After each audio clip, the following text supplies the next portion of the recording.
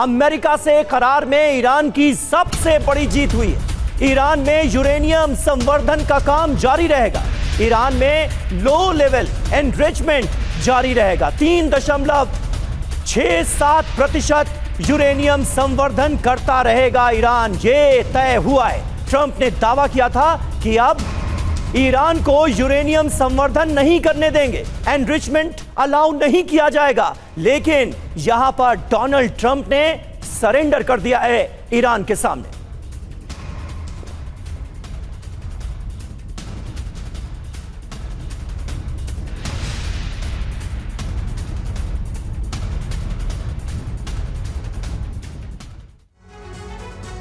तो आखिरकार अमेरिका और ईरान में करार हो गया है। जो खबरें आ रही है ट्रंप की, क्या इस करार के साथ ही हार हुई है? खबर क्या है?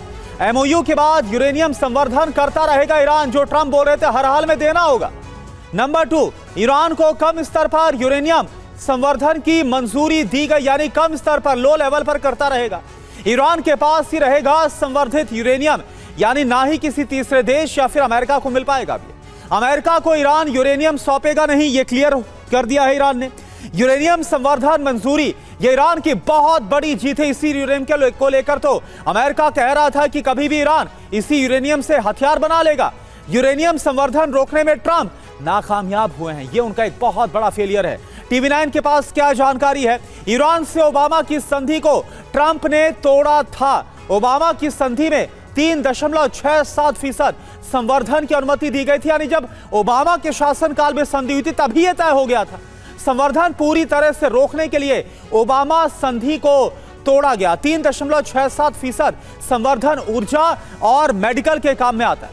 ईरान ऊर्जा की अगर बात करें, मेडिकल के लिए संवर्धन का जो दावा है वो किया जा रहा है। संवर्धन जारी रहना ईरान की एक बहुत बड़ी कूटनीतिक जीत है। यही वजह है कि कहा जा रहा है कि डील भले ही अभी दोनों देशों के बीच में हुई हो, लेकिन यहां जीत ईरान की नजर आ रही है।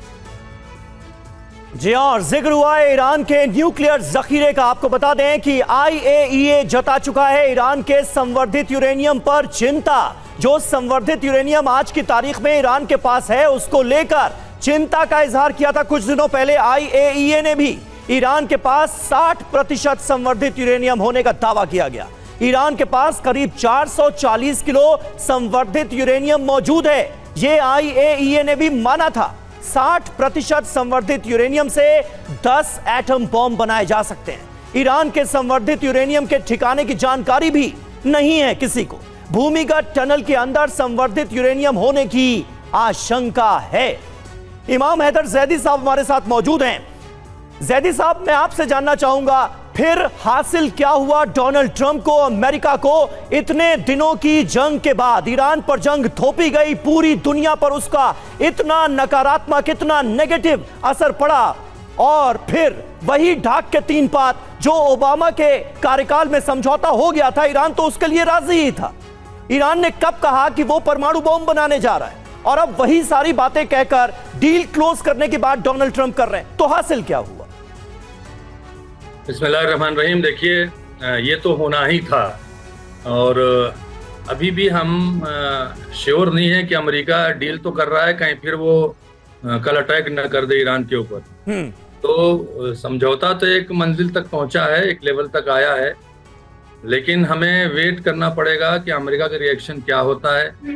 और ईरान की जितनी भी शर्तें थी वो सब लॉजिकल थी, और वो सब उसका अधिकार था, उसके मुल्क का अधिकार था। जिस तरह से अमेरिका ने इसराइल के कहने पर, और इसराइल ने उनके सुप्रीम लीडर को मारा, शहीद किया, और इस तरह से नुकसान पहुंचाया। दुनिया अब ट्रंप से सवाल ये करे कि जो ये क्राइम हुआ है, जो इतने लोग मारे गए हैं, इसका जिम्मेदार कौन है? जब आपको ये बात करनी थी, जंग से पहले भी ईरान यही कह रहा था कि हम न्यूक्लियर नहीं बनाएंगे, और हमारे यहाँ एक फतवा होता है, जब फतवा जारी हो जाता है तो उस पर अमल किया जाता है। खामनेई साहब का फतवा था कि हम न्यूक्लियर बम नहीं बनाएंगे, ये मानवता के खिलाफ है जी। जब ये टेबल पे बात हो रही थी, तो फिर आपने क्यों जंग थोपी, फिर आपने क्यों मारा?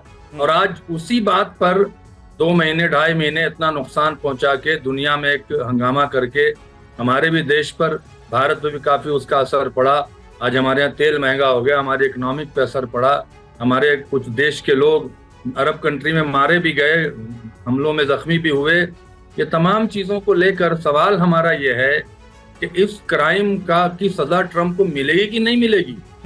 जो बात जंग से पहले हो रही थी वही आप जिस बात का जिक्र कर रहे हैं, भरत बरई जी अमेरिका से हमारे साथ मौजूद हैं। भरत साहब, ये सवाल अब पूछा जा रहा है कि हार तो हो गई डोनाल्ड ट्रंप की, इसमें कहीं कोई शक नहीं है। ईरान की मांगों के सामने आखिरकार उन्हें झुकना पड़ा, लेकिन क्या ट्रंप को इसका हिसाब चुकाना होगा? मिड टर्म इलेक्शन में क्या ट्रंप को इसकी कीमत चुकानी होगी? देखो, मैं आपके ये स्टेटमेंट को नहीं मानता कि ईरान की जीत हुई है या अमेरिका की हार हुई है।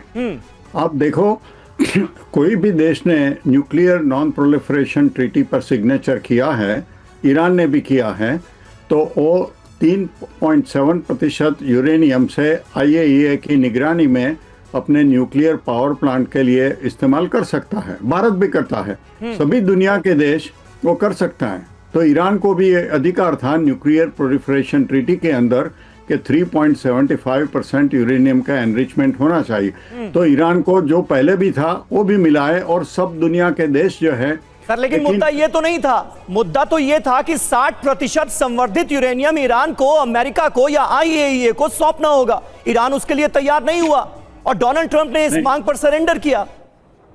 देखो, ऐसी बात नहीं है, उसका डिटेल आया नहीं है, लेकिन जब तक मैं जानता हूं, ईरान अपना जो 60% प्रतिशत जो एनरिचमेंट यूरेनियम है उसने जाहिर नहीं किया था और छुपा छुपा कर किया था। वो यूरेनियम को डाइल्यूट कर देंगे और उसको 5% से ज़्यादा कम कर देंगे।